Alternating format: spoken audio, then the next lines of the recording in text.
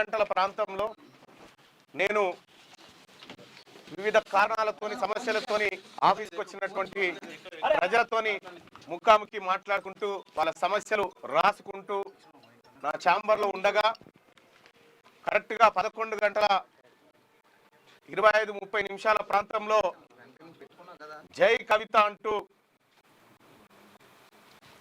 Down down Mallanna అంటూ down down బీసీలు అంటూ 20 నుంచి 30 మంది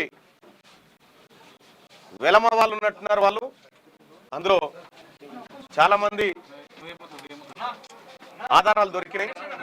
వాళ్ళు వచ్చి మా సిబ్బంది పైన దాడి చేసి ఇక్కడికి వచ్చిన ప్రజలు కన్నీళ్లు పెడతా ఉంటే కూడా వదలకుండా వాళ్ళపైన దాడి చేసి వాళ్ళని తీవ్రంగా గాయపరిచి మా సిబ్బంది పైన దాడి చేసి ఫర్నిచర్ ధ్వంసం చేసుకుంటూ ఇక్కడ మా కల్వకుంట్ల కవితక్క నాయకత్వం వరదిల్లాలనుకుంటూ మా గన్మెన్లు ఎంత నిలువరించినా వినకుండా మా గన్మెన్ల పైన దాడి చేసి, అలాగే ఇక్కడ ఒక గన్మెన్ నాకు లోపల రక్షణగా ఉంటే లోపలికి వచ్చినటువంటి సుజిత్ రావు, కల్వకుంట్ల కవిత బంధు సుజిత్ రావు అనేటువంటి వ్యక్తి లోపలికి వచ్చి మా గన్మెన్ దగ్గర గన్ లాక్కొని నా పైన ఫైర్ చేయడానికి ప్రయత్నించిండు. వెంటనే అప్రమత్తమైనటువంటి మా గన్మన్ గాల్లో కాల్పులు జరపడం జరిగింది.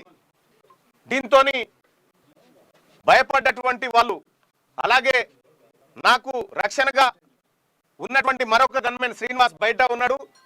శ్రీనివాస్ పైన దాడి చేసి ఆయన పిస్టల్ లాక్కోవడానికి ప్రయత్నం చేసిరు. అనేక రకాల దాడులు చేసి విధ్వంసం చేసినారు.